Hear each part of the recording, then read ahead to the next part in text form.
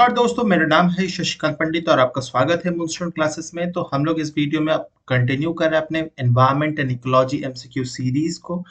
ये जो सीरीज की ये सेकंड वीडियो है और सेकंड वीडियो की टॉपिक है basically biomes and biogeographic regions of the world. ठीक है। इससे पहले वाला जो वीडियो था, जो फर्स्ट वीडियो था इस सीरीज का, introduction to environment and ecology, उसमें भी मैंने बहुत सारे क्वेश्चंस, एमसीक्यू क्वेश्चंस डील किए थे। तो अगर पहला वीडियो नहीं देखे तो उसका जो लिंक है आपको डिस्क्रिप्शन बॉक्स और पिन कमेंट में मिल जाएगा, आप वहां से देख सकते हैं। तो एज यूजुअल आपको पता है ये जो सीरीज है आपके हर कम्पिटिटिव एग्जाम्स में बहुत इंपॉर्टेंट रहने वाली है, क्योंकि ये एनवायरनमेंट एंड इकोलॉजी से हर एग्जाम में ही क्वेश्चंस आते ही आते हैं, तो बहुत इंपॉर्टेंट रहेगा। ठीक है, तो इस वीडियो को अंत तक देखिएगा और अगर अच्छा लगे तो लाइक शेयर सब्सक्राइब जरूर कर लीजिएगा। तो चलिए इस वीडियो का सबसे पहला क्वेश्चन देखते हैं कि व्हाट इज अ बायोम। ठीक है, तो बायोम क्या होता है? ऑप्शंस है a small region with specific climatic conditions, a large ecological area characterized by specific tribes of vegetation, animals and climate, a group of organisms in a specific geographical locations, the largest ecosystem on earth। ठीक है, तो biome का जो actual definition होगा, most appropriate होगा option number B. ठीक है, biome basically एक लार्ज इकोलॉजिकल एरिया होता है और हर बायोम के कैरेक्टरिस्टिक क्लाइमेट होता है, वेदर पैटर्न होता है। ठीक है, वेजिटेशन होता है, फिर एनिमल होता है यानी फ्लोरा एंड फौना। तो और ये जो है सब कुछ क्या हो रहा है, ये पर्टिकुलर क्लाइमेट के कारण ही हो पाता है। ठीक है, तो जैसे देख सकते हैं बहुत सारे टाइप्स ऑफ बायोम्स होते हैं, जैसे रेन फॉरेस्ट होता है, टेम्परेट फॉरेस्ट होता है, टाइगा होता है, या हम उसको बोरियल फॉरेस्ट भी कहते हैं, डिजर्ट्स होते हैं, डिजर्ट्स में भी बहुत तरह के होते हैं, ग्रासलैंड होता है, ग्रासलैंड सवाना हो गया, तो ग्रासलैंड भी अलग है, जैसे ट्रॉपिकल ग्रासलैंड, टेम्परेट ग्रासलैंड होता है, तुंद्रा हो गया, फ्रेश वाटर, मरीन वाटर। तो ये सब क्या है? टाइप्स ऑफ बायोम्स है ना? क्यों? क्योंकि हर एक का बायोम जो है ये काफी बड़े ज्योग्राफिक एरिया में आता है, सबसे पहला कंडीशन तो ये है। फिर हर एक का क्लाइमेटिक जो कंडीशंस है वो हर एक बायोम से अलग है। ठीक है, कोई भी सेम नहीं है। कोई दो बायोम का जो क्लाइमेटिक कंडीशन वो सेम एक्चुअल में एग्जैक्टली सेम नहीं हो सकता। कुछ कुछ फीचर्स हो सकते हैं लेकिन सब कुछ हूबहू नहीं हो सकता। फिर साथ ही साथ अगर क्लाइमेट और वेदर अगर वैसा रहता है तो वहां पर जो वेजिटेशन, जो फ्लोरा एंड फौना होगा वो भी डिफरेंट डिफरेंट होगा। तो each different biomes have different vegetation and biomes, different flora and fauna. ठीक है, तो बायोम का मतलब ही यही है। ठीक है, तो सबसे basic option number B is our correct answer. Second number question पे मूव करेंगे कि which biome is characterised by low rainfall, extreme temperature variations and succulents. ठीक है, तो tropical rain forest, desert, tundra या सवाना। तो आंसर तो आपको मिल ही चुका होगा किसकी बात कर रहे हैं। तो ऐसा बायोम के बारे में बताना है जहां पर क्या है, रेनफॉल जो होती है बहुत कम होती है। एनुअल रेनफॉल जो होती है 25 सेंटीमीटर से भी बहुत बहुत कम होती है। ठीक है, फिर है हमारा एक्सट्रीम टेम्परेचर होता है। तो पता है आपको कि डेजर्ट में क्या होता है, जब दोपहर होता है, जब सन होता है, सूरज रहता है, तो टेम्परेचर बहुत हाई रहता है। ठीक है, 40 डिग्री के अबव रहता है। लेकिन वही जब टेम्परेचर रात हो जाता है, जब सूरज नहीं होता है, तो टेम्परेचर क्या होता है, बहुत कम हो जाता है। ऐसा ऐसा बहुत सारे डेजर्ट है जहां पर टेम्परेचर माइनस में भी चल जाता है। ठीक है, तो यहाँ पर एक्सट्रीम टेम्परेचर का वेरिएशन होता है। एंड सक्लेंट्स का मतलब क्या है? तो सक्लेंट्स बेसिकली इस टाइप कैक्टस टाइप के प्लांट होते हैं जो लो वाटर कंडीशन में या ड्राई कंडीशन में भी ग्रो कर जाता है। तो कैक्टस प्लांट्स को ही मेनली उसको ग्रुप करके ही सक्लेंट्स बोला जाता है। ठीक है, तो यहाँ पर भी देख सकते हैं, यहाँ पर जो जानवर है या पक्षी है या पेड़ पौधे हैं, यहाँ पर हर एक बायोम का अलग अलग है। ठीक है, तो डेजर्ट में क्या होता है, तो पेड़ बहुत होते नहीं है, बहुत दूर दूर होंगे, देख सकते हैं। फिर कैमल्स जिसको शिप ऑफ द डेजर्ट कहा जाता है। फिर जो आर्बोरियल्स एनिमल्स होते हैं, कैट्स होते हैं, है ना, तो वो भी प्रेजेंट होते हैं। फिर साथ ही साथ में जो पेड़ पौधे हैं, सक्लेंट्स बेसिकली जो कैक्टस टाइप के प्लांट होते हैं, तो वो भी प्रेजेंट होते हैं। तो इसका सही जो आंसर होगा option number B will be our correct answer. ठीक है, थर्ड क्वेश्चन पे मूव करेंगे, वो है the Amazon rain forest is primarily part of which type of bio.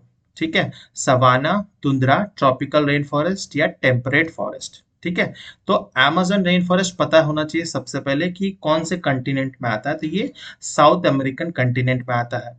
Amazon rain forest को lungs of the planet earth भी कहा जाता है। तो जिस तरह से ह्यूमन बॉडी में लंग्स, फेफड़ा जो होता है, ठीक है, ऑक्सीजन इनटेक करने के लिए और कार्बन डाइऑक्साइड छोड़ बाहर निकालने के लिए काम करता है, उसी तरह से अमेज़न रेन फॉरेस्ट जो है पूरे वर्ल्ड का, पूरे अर्थ का सबसे बड़ा फॉरेस्ट एरिया है, ठीक है। और ये बेसिकली ट्रॉपिकल रीजन में पड़ता है, इसीलिए इसका सही आंसर जो होगा option number C, tropical rain forest. ठीक है, ये तो पता ही है कि लार्जेस्ट हमारा रेन फॉरेस्ट है, ट्रॉपिकल एरिया में, रीजन में पड़ता है। साथ ही साथ हमें पता होना चाहिए कि जो अमेज़न रिवर है वो भी इस फॉरेस्ट से ही गुजरता है। और अमेज़न रिवर जो है वो लार्जेस्ट रिवर है, ठीक है, वो largest river in the world है। एंड लॉन्गेस्ट रिवर जो है वो है नाइल। तो बहुत लोग इसमें गलती खा जाते हैं। तो लॉन्गेस्ट रिवर जो है वो नाइल है, वो अफ्रीका में है। एंड लार्जेस्ट जो है वो अमेज़न है, वो हमारा साउथ अमेरिका में है। ठीक है, और इससे रिलेटेड क्वेश्चन क्या क्या हो सकता है, तो कौन कौन से कंट्री में अमेज़न रेन फॉरेस्ट जो है स्प्रेड आउट है। तो मेजर जो है 90% जो चंक है, 80 टू 90% जो चंक है अमेज़न रेन फॉरेस्ट का, वो ब्राजील में पड़ता है। ठीक है, ब्राजील के साथ साथ किस देश में है, तो बोलीविया में है, पेरू में है, इक्वाडोर में है, कोलंबिया में है, वेनेजुएला में है। कुछ कुछ पार्ट जो है गुयाना, सूरीनेम, ये सब कंट्रीज में भी, फ्रेंच गिनी, इन सब कंट्रीज में भी अमेज़न रेन फॉरेस्ट आपको दिख जाएगा। लेकिन मेजर मेजर जो चंक है वो ब्राजील में आता है। ठीक है, तो और बाकी जो कंट्रीज का नाम बोला वो भी याद रखना बहुत ज्यादा इंपॉर्टेंट जरूरी है। तो option number C will be our correct answer. Next question number 4 में मूव करते हैं कि which biome is characterised by coniferous forest, cold temperatures and long winters. ठीक है, options are given that temperate grassland, boreal forest, chaparral, tropical rain forest. ठीक है, तो कनिफेरस forest किसको बोलते हैं, तो कनिफेरस इस टाइप ऑफ फॉरेस्ट को बोलते हैं जो कोन शेप्ड के होते हैं। ठीक है, कोन शेप के होते हैं, और इसके जो लीव्स होते हैं वो एकदम नोकीले होते हैं, इसीलिए इसको कोनिफेरस फॉरेस्ट कहा जाता है। इसके जो लीव्स होते हैं, जिस तरह से एक नेडल होता है, सुई होता है, उसी तरह से इसकी लीफ भी होती है, तो कोनिफेरस फॉरेस्ट कहा जाता है। और इसका जो मेनली इस ऐसे प्लांट्स के जो सेक्स ऑर्गन्स होते हैं उसको कोन भी कहा जाता है। ठीक है, उसको कोन भी कहा जाता है। ठीक है, फिर साथ ही साथ ये जो है कोल्ड टेम्परेचर में, देख सकते हैं इस मैप में, ये कोल्ड टेम्परेचर में मेनली जो अमेरिका और कनाडा वाला रीजन है, और इधर में हमारा यूरोप का और यूरेशिया वाला पार्ट, पूरा रशिया का मैक्सिमम पार्ट जो है इस टाइप ऑफ फॉरेस्ट में आता है। ठीक है, एंड लॉन्ग विंटर्स, यहाँ पर जो विंटर्स होती है, जिस तरह से इंडिया में विंटर्स कितने 2-3 महीने का होता है, यहाँ पर जो विंटर्स होती है लगभग 6 से 8 महीने का विंटर पीरियड होता है। ठीक है, तो लॉन्ग विंटर होता है। तो ये इसका सही आंसर क्या होगा, तो option number B, boreal forest या टाइगा जिसको कहते हैं, वो हमारा करेक्ट आंसर होगा। ठीक है, इसका जोग्राफिक लोकेशन भी याद रखना है, कुछ कुछ जो फीचर्स मैंने बताया कॉनिफेरस फॉरेस्ट का। ठीक है, और कोन शेप का होने का एडवांटेज यही है कि जो बर्फ जो है वो जमता नहीं है पेड़ पर, वो नीचे सड़क आता है। ठीक है, तो ये भी एक एडेप्टेशन फीचर है इस टाइप ऑफ फॉरेस्ट का। ठीक है, नेक्स्ट हम लोग पढ़ेंगे वो है question number 5। Which of the following biomes is characterized by permafrost, low vegetation, and cold temperatures? Desert, tundra, savanna या ट्रॉपिक टेम्परेट फॉरेस्ट। ठीक है, तो इसका जो सही आंसर होगा वो होगा तुंद्रा। ठीक है, option number B is our correct answer. अब इसका जोग्राफिक लोकेशन देखा जाए तो ये जो है, जो हम लोग अभी पढ़ रहे थे, बोरियल फॉरेस्ट इस रीजन में पड़ रहा था। ठीक है, तो बोरियल फॉरेस्ट का जस्ट ऊपर में है, जो आर्टिक वाले रीजन में आता है, आर्टिक सर्कल वाले रीजन में आता है, वहां पर जो फॉरेस्ट प्रेजेंट होता है वही हमारा तुंद्रा फॉरेस्ट है। मेजर जो चंक है इसका अमेरिका, कनाडा और रशिया में, रशिया का भी जो साइबेरिया वाला रीजन, वहां पर ये ज्यादा फॉरेस्ट है। और यहाँ पर क्या है, परमाफ्रॉस्ट। परमाफ्रॉस्ट का मतलब यहाँ पर परमानेंटली फ्रॉस्ट होता है, यानी यहाँ पर हमेशा ही पूरे 12 महीने ही आपको बर्फ दिखने मिल जाएगा। ठीक है, और लो वेजिटेशन है, यहाँ पर कोई भी आप पेड़ नहीं देख सकते हैं, यहाँ पर पेड़ होता ही नहीं है, कुछ कुछ एल्गी होता है। ठीक है, कुछ कुछ एल्गी या लाइकेंस प्रेजेंट होते हैं, छोटे छोटे होते हैं पेड़ कह सकते हैं आप, लाइकेंस या एल्गी प्रेजेंट होते हैं। इसके अलावा आपको कुछ भी नहीं मिलेगा यहाँ पर वेजिटेशन के नाम पे। एंड कोल्ड टेम्परेचर्स तो होता ही है, ऑब्वियसली ये तो होना ही है। और यहाँ का जो जो जानवर होते हैं, फौना होता है, वो भी बहुत डिफरेंट होता है, जैसे कि पोलर बियर प्रेजेंट होता है। ठीक है, तो कुछ कुछ ऐसे पता होना चाहिए। Option number B our correct answer है। नेक्स्ट क्वेश्चन नंबर 6 पे मूव करेंगे। The largest biome on the earth is what? Desert, tropical rain forest, marine biome या फिर ग्रासलैंड। तो इसका सही आंसर आपको इस इमेज से पता चल गया होगा, option number C is our correct answer. Marine biome जो होगा वो largest biome on the earth होगा। क्यों? क्योंकि पूरे अर्थ का जो 70% एरिया है वो तो क्या है, वो पानी ही है, वाटर बॉडीज। तो ऑटोमेटिकली ये हो जाएगा मरीन बायोम्स।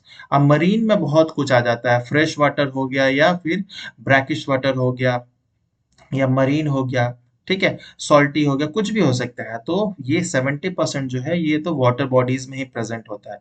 और मैक्सिमम जो नंबर ऑफ स्पीसीज है वो मरीन इकोसिस्टम में या मरीन बायोम में हम लोग अभी तक डिस्कवर नहीं कर पाए हैं।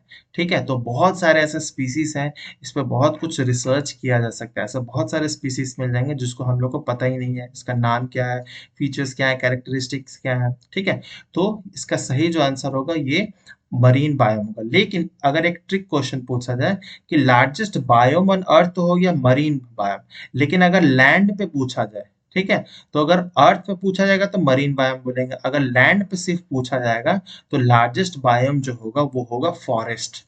ठीक है, वो हो जाएगा forest biome will be the largest on land. और अगर पूरे अर्थ पे कहा जाएगा तो वो मरीन बायोम होगा। तो ये आपको याद रखना है। नेक्स्ट क्वेश्चन नंबर 7 पे मूव करेंगे कि which of the following is the characteristic vegetation of the temperate forest biome. ठीक है, cacti and succulents, evergreen coniferous trees, deciduous trees such as oak and maple, tall grasses and shrubs। तो जब हम लोग पढ़ रहे थे, मैप देख रहे थे, तो ऊपर में सबसे पहले आ रहा था तुंद्रा रीजन, फिर उसके नीचे आ रहा था हमारा ताइगा या फिर बोरियल रीजन आ रहा था, फिर उसके जस्ट नीचे अगर हम लोग आएंगे तो हमारा टेम्परेट फॉरेस्ट मिल जाएगा। ठीक है, टेम्परेट फॉरेस्ट बायो मिलेगा। और थोड़ा नीचे आएंगे तो हम लोग को अपना ट्रॉपिकल रेन फॉरेस्ट वाला एरिया मिल जाएगा। ठीक है, तो ये मेनली लैटिट्यूडनल ग्रेडियंट होता है। सबसे पहले तुंद्रा होता है, सबसे जो पोलर रीजन्स में प्रेजेंट होता है, फिर उसके बाद तुंद्रा के बाद आता है बोरियल या फिर ताइगा, फिर उसके बाद आता है टेम्परेट फॉरेस्ट। तो टेम्परेट फॉरेस्ट का जो कैरेक्टरिस्टिक वेजिटेशन है आप इस फिगर से पता कर सकते हैं कि यहाँ पर क्या होता है, तो डेसिडुअस काइंड ऑफ ट्रीज होते हैं, जैसे कि ओक एंड मेपल का। जैसे जो कनाडा का झंडा है उसमें जो पत्ता होता है वो किस पेड़ का होता है, तो मेपल ट्री का होता है। ठीक है, तो ये सब जो आप फिगर में देख पा रहे हैं, ठीक है, तो ये जो है मेपल ओक ट्रीज है। और ये डेसिडुअस ट्रीज का मतलब क्या है, तो जब ड्राई सीजन होता है तो ये जो लीव्स होते हैं पानी को कंजर्व करने के लिए वो लोग क्या होता है, पत्ते को छोड़ देते हैं। तो यहाँ पर देख सकते हैं पत्ते बहुत सारे गिरे हुए हैं, जो पतझड़ का मौसम कहा जाता है। तो उस टाइप ऑफ लीव्स को मेनली डेसिडुअस ट्रीज कहा जाता है। और कुछ ऐसे ट्रीज होते हैं जो कभी भी अपना कोई भी सीजन में पत्ता जो है वो छोड़ता नहीं है, उसको एवरग्रीन ट्रीज कहा जाता है या एवरग्रीन फॉरेस्ट कह सकते हैं। ठीक है, तो ये जो है वो डेसिडुअस ट्री है। और जहां पर बहुत सारे डेसिडुअस ट्री होंगे उसको हम लोग डेसिडुअस फॉरेस्ट भी कह सकते हैं। तो इसका जो सही आंसर होगा most appropriate option number C will be our correct answer. तो इस टेम्परेट फॉरेस्ट का कुछ कुछ ट्री का नाम भी आपको याद रखना है। ये जो है ओक, मेपल, दियोदार, चिनार, ये सब जो है ये बेसिकली टेम्परेट फॉरेस्ट का ट्रीज के नाम है। तो option number C is our correct. Next question पर मूव करेंगे कि what is the primary characteristic of the savanna biome. ठीक है, high rainfall and tall trees, dry condition with scattered trees and grasses, cold temperature and permafrost, dense forest and high biodiversity. तो ये है primary characteristic of savanna biome. तो savanna basically क्या है, एक type of a grassland है। किस type of grassland है, तो ग्रासलैंड भी दो टाइप के होते हैं। एक होता है हमारा टेम्परेट ग्रासलैंड जो टेम्परेट रीजन में आता है, और एक होता है ट्रॉपिकल रीजन में जो आता है। ठीक है, तो जो अफ्रीका रीजन में बेसिकली जो ट्रॉपिकल रीजन में हमारा ग्रासलैंड है उसको मेनली सवाना ग्रासलैंड कहा जाता है। ठीक है, तो जिस तरह से इस मैप में देख सकते हैं ये अफ्रीका वाला जो रीजन है, ज्यादातर जो इस हिस्सा है यहाँ पर आपको ट्रॉपिकल ग्रासलैंड मिलेगा जिसको सवाना भी कहा जाता है। इंडिया में भी बहुत हिस्सा जो ग्रासलैंड का है उसको भी हम लोग सवाना कहते हैं। तो ग्रासलैंड का जो फीचर है मेनली क्या होता है, कैरेक्टरिस्टिक जो वेजिटेशन होता है वहां पर, तो वहां पर ज्यादातर क्या होता है, ग्रास प्रेजेंट होता है। ग्रासलैंड मतलब ग्रास प्रेजेंट होता है। ट्रीज कुछ कुछ बड़े बड़े ट्रीज प्रेजेंट है लेकिन बहुत दूर दूर है, स्कैटर्ड है। ठीक है, ज्यादातर वहां पर ग्रास प्रेजेंट होगा। और वहां पर बहुत सारे ऐसे जानवर होंगे जो ग्रास खाते हैं, जैसे कि जीब्रा हो गया, फिर हमारा जिराफ हो गया, डियर्स हो गया, और इनको खाने के लिए लायन, टाइगर, चीता ये सब भी प्रेजेंट होता है। तो अफ्रीका में जो है लायन लायन, टाइगर, चीता ये सब मिल जाएगा। इंडिया में भी आपको देखने मिल जाता है। तो जो ग्रासलैंड वाला एरिया है, तो option number B, dry conditions होते हैं and scattered trees and grasses will be our correct answer. तो option number B is our correct answer. Next question number 9 पे चलते हैं कि which of the following is not a feature of the Mediterranean biome. Mediterranean biome को chaparral भी कहा जाता है। ठीक है, नॉट ए फीचर बताएगा। ऑप्शन है hot dry summer, mild wait winters, evergreen shrubs and small trees, high rainfall throughout the year है। ठीक है, तो हमें बताना है नॉट ए फीचर। ठीक है, तो मेडिटेरेनियन बायोम जो है, सबसे पता ही होगा आपको कि मेडिटेरेनियन सी कहाँ प्रेजेंट है। तो ये जो रीजन है, ठीक है, यहाँ पर मेडिटेरेनियन सी प्रेजेंट है। ठीक है, जो यूरोप, एशिया और अफ्रीका, इन तीनों कंटिनेंट का ट्राई जंक्शन पॉइंट है, एक तरह से कह सकते हैं। तो यहाँ पर मेडिटेरेनियन बायोम सी प्रेजेंट है, और जो यहाँ पर वेजिटेशन है या जो क्लाइमेटिक कंडीशंस है उस रीजन को आसपास जो मेडिटेरेनियन सी के पास में है, उसी को मेनली मेडिटेरेनियन बायोम या चैपरल कहते हैं। लेकिन मेडिटेरेनियन बायोम जो है सिर्फ यहाँ पर ही प्रेजेंट है ऐसा नहीं है, बहुत अलग अलग जगह प्रेजेंट है। जैसे ऑस्ट्रेलिया में प्रेजेंट है, अफ्रीका के साउथ सदर्न पार्ट में प्रेजेंट है, फिर ये जो हमारा चिली वाला रीजन है, फिर यूएसए का जो कैलिफोर्निया वाला रीजन है, वहां पर भी मेडिटेरेनियन बायोम आपको देखने में मिल जाता है। तो फीचर क्या क्या है, तो मेडिटेरेनियन बायोम में जो समर होते हैं वो ड्राई होता है, गर्मी वाला होता है, बारिश नहीं होती है। ठीक है, and mild and wet winters होता है, और विंटर्स जो होता है वहां पर माइल्ड होता है, बहुत ज्यादा ठंडी नहीं पड़ती है, और विंटर्स में ही बारिश होती है। ठीक है, फिर एवरग्रीन श्रब्स और स्मॉल ट्रीज आपको मिल जाएंगे, बहुत सारे ऑलिव्स के पेड़ मिल जाएंगे, ग्रेप्स के ग्रेपयार्ड मिल जाएंगे आपको, है ना। तो वहां पर बहुत सारे एवरग्रीन श्रब्स मिलेंगे, ट्रीज नहीं मिलेंगे, लॉन्ग ट्रीज नहीं मिलेंगे, श्रब्स मिलेंगे। श्रब्स का हाइट जो होता है वो छोटा होता है इन कंपैरिजन टू ट्रीज। ठीक है, एंड स्मॉल ट्रीज मिलेंगे। High rainfall throughout the year ये फीचर नहीं है, तो option number D is our correct answer. ठीक है, हमेशा बारिश होता है ये नहीं होता, विंटर्स के समय ही बारिश होता है। ठीक है, तो ये हमारा फीचर है, बहुत इंपॉर्टेंट है ये सब क्वेश्चंस। नेक्स्ट क्वेश्चन नंबर 10 पर मूव करेंगे। ये क्वेश्चंस देखने में इजी लग रहा है, लेकिन एग्जाम्स में हम लोग मैक्सिमम ऐसे ही क्वेश्चंस गलत करते हैं। Which of the following biomes is known for having the highest biodiversity? Desert, temperate grassland, tropical rain forest या फिर टुंड्रा। तो हाईएस्ट बायोडाइवर्सिटी कहाँ पर प्रेजेंट होगा, तो इस फिगर से आपको पता चल गया होगा, इस मैप से, कि सबसे ज्यादा जो बायोडाइवर्सिटी है वो ट्रॉपिकल रेन फॉरेस्ट में आती है। तो जो हमारा, मान लेते हैं ये हमारा इक्वेटर वाला रीजन है। ठीक है, और ये ऊपर में हो गया हमारा ट्रॉपिक ऑफ कैंसर, और नीचे में हमारा आ जाता है ट्रॉपिक ऑफ कैप्रिकॉर्न। तो ये जो रीजन है इसी को मेनली ट्रॉपिकल रीजन बोला जाता है।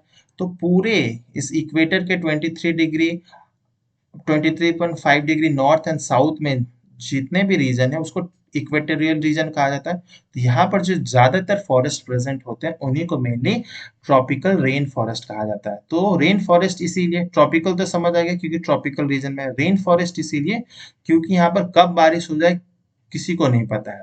अभी अगर धूप निकली है 5 मिनट बाद बारिश हो जाएगी, फिर 5 मिनट बाद छूट जाएगी, फिर बारिश हो सकती है। यहाँ पर जो है रेनफॉल बहुत ज्यादा होता है, 250 सेंटीमीटर से भी एनुअल रेनफॉल ज्यादा होता है। ठीक है, एंड सनशाइन, धूप भी बहुत होती है। फिर यहाँ पर जो जंगल होते हैं बहुत बहुत डेंस होते हैं, फॉरेस्ट बहुत डेंस, इतने डेंस फॉरेस्ट होते हैं कि सूरज की जो रोशनी होती है वो धरती तक पहुंच नहीं पाती है। ठीक है, इतना डेंस होता है, देख सकते हैं इसका ये जो कैनोपी का फिगर है। ज्यादातर आपको साउथ अमेरिका, अफ्रीका और इंडिया, नॉट पूरे इंडिया में, लेकिन जो आर्किपेलागोस है, आइलैंड वाली इंडोनेशिया, फिलीपींस वाला एरिया है, कुछ कुछ अंडमान निकोबार वाला आइलैंड वाला एरिया, वहां पर आपको ट्रॉपिकल रेन फॉरेस्ट मिल जाएगा। और यहाँ पर जो ट्रीज होते हैं उनको एवरग्रीन कहा जाता है। क्यों? क्योंकि ये लोग हमेशा जब भी आप देखेंगे पूरे साल ग्रीन ही नजर आएंगे। ठीक है, तो option number C is our correct answer. Question number 11 पे मूव करेंगे, वो है हमारा the main reason for the formation of biomes क्या है। ऑप्शंस है the elevation of the land, the types of plant found in the region, the climate and temperature of the region, the density of the animal population। ठीक है, तो the main formation जो होगा वो होगा option number C. Most appropriate answer यही होगा। The climate और जो टेम्परेचर होता है, ठीक है, और बहुत सारे और भी फैक्टर, लेकिन क्लाइमेट जो है बहुत इंपॉर्टेंट रोल प्ले करता है एक बायोम को डिसाइड करने में। क्लाइमेट के साथ साथ कौन अदर फैक्टर्स है, तो लैटिट्यूड एंड एलिवेशन। तो देख सकते हैं लैटिट्यूड वाइज देखा जाए तो 0 डिग्री जो हमारा इक्वेटर के पास में सबसे नजदीक में क्या पड़ता है, तो ट्रॉपिकल रेन फॉरेस्ट, उसके बाद आता है टेम्परेट फॉरेस्ट, उसके बाद टाइगा, तुंद्रा, फिर पोलर आइस रीजन। ठीक है, और एलिवेशन वाइज भी देखा जाए तो ट्रॉपिकल रेन फॉरेस्ट का सबसे कम होता है और पोलर आइस तक एलिवेशन भी बढ़ते जाता है। ठीक है, तो लैटिट्यूड एलिवेशन भी है, soil and soil and terrain भी है, नेचुरल डिस्टर्बेंस है, ह्यूमन एक्टिविटी है, ये सब रोल इंपॉर्टेंट प्ले करते हैं for the formation of A bio. But जो मोस्ट इंपॉर्टेंट रोल है और नेचुरल फैक्टर भी जो है वो है क्लाइमेट। ठीक है, ये बहुत इंपॉर्टेंट है, तो option number C will be our correct answer. Next question पे मूव करते हैं कि which biome is found near the equator and experience high temperatures, heavy rainfall throughout the year. तो ये तो पता चल ही गया होगा, बहुत डिस्कस कर चुका हूँ। Temperate grassland, tropical rain forest, boreal forest या फिर तुंद्रा। तो option number B, tropical rain forest will be correct answer. यहाँ पर हाई टेम्परेचर होता है। ठीक है, टेम्परेचर जो होता है 40-45 डिग्री के ऊपर होता है। यहाँ पर जो ह्यूमिडिटी होता है, रिलेटिव ह्यूमिडिटी होता है, मैक्सिमम टाइप 90% के अबव होता है। तो अगर आप ट्रॉपिकल रेन फॉरेस्ट में जाएंगे तो आप अगर फॉरेस्ट के अंदर जाएंगे तो इतना भीग जाएंगे पसीना से कि आपको बहुत ज्यादा स्वेटिंग होगी, इतना ज्यादा ह्यूमिडिटी होता है। फिर रेनफॉल कब बारिश हो जाए पता नहीं चलेगा, धूप भी बहुत होती है। ठीक है, तो ये कुछ कुछ फीचर्स हैं बेसिकली ट्रॉपिकल रेन फॉरेस्ट के। जो यहाँ पर जो ट्रीज प्रेजेंट होते हैं वो बेसिकली एवरग्रीन फॉरेस्ट होता है। ठीक है, और कहाँ कहाँ जोग्राफिक लोकेशन है, कहाँ कहाँ प्रेजेंट है, और ऐसी जो होती है फॉरेस्ट वो डेंस फॉरेस्ट होता है, बहुत ज्यादा डेंस फॉरेस्ट होता है। ठीक है, इंडिया में भी प्रेजेंट है, तो हमारे जो नॉर्थ ईस्ट इंडिया वाला पार्ट है और जो श्रीलंका वाला रीजन है या फिर हमारा जो वेस्टर्न घाट वाला रीजन है एंड अंडमान निकोबार वाला रीजन है, वहां पर भी हमको ट्रॉपिकल रेन फॉरेस्ट टाइप में मिल जाता है देखने को। जो नेक्स्ट वीडियो आएगा जिसमें हम लोग इंडिया के बायोजियोग्राफिक रीजन्स के बारे में डिस्कस करेंगे, उसमें मैं और डिटेल में आपको बता दूंगा इंडिया से रिलेटेड। ठीक है, तो ऑप्शन नंबर बी फिलहाल इसका सही आंसर होगा। नेक्स्ट 30 नंबर क्वेश्चन पे मूव करते हैं कि what is the primary vegetation in a desert bio. ठीक है, तो आंसर इसका पता ही होगा आपको, tall trees like oaks and maple. तो ये तो टेम्परेट का है, तो ऑप्शन गलत है। Grasses and wild flowers. ठीक है, तो ग्रासेस एंड वाइल्ड फ्लावर्स ये कहाँ होता है, ये ग्रासलैंड वाले रीजन में होता है। Cacti and succulents and shrubs, ये सही आंसर है। पाइन ट्रीज एंड फर्न्स जो होते हैं ये एल्पाइन या टेम्परेट रीजन में आपको मिल जाएगा देखने को। ठीक है, एंड डेजर्ट बायोम में basically cacti, succulents and scrubs, तो इस टाइप के श्रब्स, बेसिकली इस टाइप ऑफ प्लांट जो होते हैं वहां मिल जाता है। तो ऐसे प्लांट जो होते हैं यहाँ पर क्या होता है, क्योंकि डेजर्ट में क्या है पानी बहुत कम होता है। ठीक है, तो इनका जो रूट सिस्टम होता है ऐसे प्लांट का वो बहुत ज्यादा डीप रूटेड होता है, धरती के बहुत नीचे होता है। जितना जमीन को ऊपर दिख रहा है उससे ज्यादा डबल जो है वो नीचे होता है। और क्यों होता है, क्योंकि वो ज्यादा से ज्यादा जो है पानी जो है नीचे से मॉइस्चर जो है उसको मिल सके, इसीलिए ऐसे प्लांट का रूट जो होता है बहुत ज्यादा बड़ा होता है। फिर साथ ही साथ में यहाँ पर कोई इस ऐसे पेड़ में कोई पत्ता नहीं होता है, पत्ते के जगह में क्या होता है, स्पाइन होता है। ठीक है, स्पाइन्स कांटा होता है। कांटा इसीलिए होता है, पत्ता अगर होगा तो पत्ते से क्या होगा, ट्रांसपीरेशन होगा, वाटर वेपर का लॉस हो जाएगा। तो वाटर का अगर लॉस हो जाएगा तो प्लांट के पास पानी नहीं बचेगा, मर जाएगा। इसीलिए पानी को कंजर्व करने के लिए ऐसे प्लांट में क्या होता है, स्पाइन्स कांटे होते हैं ताकि पानी को कंजर्व किया जा सके। फिर और भी फीचर्स है कि कोई वाइल्ड एनिमल्स इसको खा ना ले। ठीक है, रूट्स बहुत नीचे होते थे, और जो उनका फ्लैश होता है तो बहुत सारे कैक्टस का बहुत अलग अलग एरियाज में इसकी सब्जी भी बनती है, बहुत कुछ खाया भी जाते हैं इसके फूल वगैरह। ठीक है, तो option number C will be our correct answer. ठीक है, नेक्स्ट क्वेश्चन में मूव करेंगे, question number 14। The biogeographic region that is known for its large evergreen coniferous forest is Palearctic, Nearctic, Neotropical या ऑस्ट्रेलेशियंस। तो these are basically what, these are, ये जो नाम बोल रहा हूँ ये बेसिकली बायोजियोग्राफिक लोकेशंस हैं। जैसे कि नियार्कटिक जो है बेसिकली इस रीजन में, नॉर्थ अमेरिका में मिलता है। ठीक है। तो फिर अफ्रीकन या इथोपियन कहा जाता है। ओरिएंटल इस तरफ में ईरान वाले रीजन में मिल जाएगा। जो इंडिया मलेशिया वाला रीजन है उसको इंडियो मलया रीजन कहा जाता है। फिर ऑस्ट्रेलिया वाला ऑस्ट्रेलेशियन कहा जाता है। ठीक है। तो ये अलग अलग बायोजियोग्राफिक रीजन्स के नाम है। तो क्वेश्चन में दिया गया कि the biogeographic regions that is known for large evergreen coniferous forest. ठीक है। तो ये कहाँ मिलता है? तो बेसिकली ये हमारा कनाडा और यूएसए वाले रीजन में मिलता है। तो option number B Nearctic will be our correct answer. ठीक है। नेक्स्ट क्वेश्चन नंबर 15 पे आते हैं कि what is the primary difference between a biome and a biogeographic region. Biome and biogeographic region जो है बहुत बहुत सिमिलर है, बहुत सिमिलर है। ठीक है। लेकिन अगर अब मैं वेन डायग्राम से बताने की कोशिश करूं तो ये मान लेते हैं ये बायोजियोग्राफिक रीजन है। ठीक है। और इसको सराउंड कर रहा है हमारा बायो। तो बायोम एक बड़ा चीज है। ठीक है। Biome is a big thing. ठीक है। The biome is a fundamental unit of which larger biogeographic regions consist. A biome is the area of land, while a biogeographic region is an ecosystem. The biome refers to a climatic conditions, while a biogeographic regions refers to human impact. There is no difference. The terms are interchangeable. ठीक है। तो इसका जो most appropriate answer होगा option number A. The biome is a fundamental unit of which larger biogeographic regions. अब biogeographic regions में mainly floral और जो फॉनल किंगडम है, जिसको हम लोग बेसिकली कहते हैं बायोजियोग्राफिक भी दो तरह से है। फ्लोरा वाला जो होता है उसको हम लोग फाइटोजियोग्राफी कहा जाता है। ठीक है। फाइटो बायोजियोग्राफिक रीजन्स कहा जाता है। और जो फॉनल वाला होता है उसको हम लोग जू जियोग्राफी कहा जाता है। जू बायोजियोग्राफी। ठीक है। प्लांट वाला जो होता है फ्लोरल किंगडम्स को फाइटोजियोग्राफी कहा जाता है एंड जू जियोग्राफी जो है वो फॉनल कहा जाता है। तो बायोजियोग्राफिक रीजन्स पे दो अलग अलग में बटे हुए हैं। तो option number A is our correct answer. बहुत सिमिलर टर्म्स है, बहुत डिफरेंशिएट करना मुश्किल हो जाता है। तो बहुत बार क्या होता है इंटरचेंजली यूज किया जाता है, लेकिन most appropriate answer option number A ही होगा। नेक्स्ट क्वेश्चन नंबर 16 क्या है? The term biogeographic regions refers to. Options देख सकते हैं कि total land area covered by biomes, a geographic area with specific climate and specific species characteristic, a region where Earth's biomes converges, a global classification of ecosystem based on human activity. तो obviously आपको answer पता ही होगा, option number B is our correct answer. ऐसा geographic area होता है जहाँ पे एक स्पेसिफिक क्लाइमेट होता है और स्पेसिफिक क्लाइमेट के कारण ही अलग अलग स्पीसीज जो है, अलग कैरेक्टरिस्टिक स्पीसीज मिल जाता है।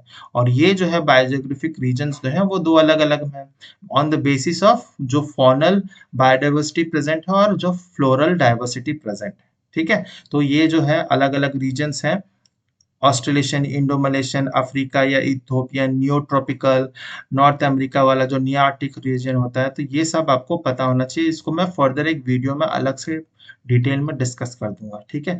नेक्स्ट क्वेश्चन नंबर 17 में मूव करते हैं कि which of the following biogeographic regions is known for its endemic species due to geographic isolation? The arctic tundra, the Australian region, the African region, the Eurasian region. तो answer तो आपको मिल ही चुका होगा, ये जो होगा ऑस्ट्रेलियन रीजन होगा। अब क्यों होता है उसको जानना जरूरी है। एंडेमिक स्पीसीज क्या होता है वो भी जानना जरूरी है। ज्योग्राफिक आइसोलेशन मतलब आपको पता है ये ऑस्ट्रेलिया जो है इस मैप में अगर देखेंगे पूरा अलग है।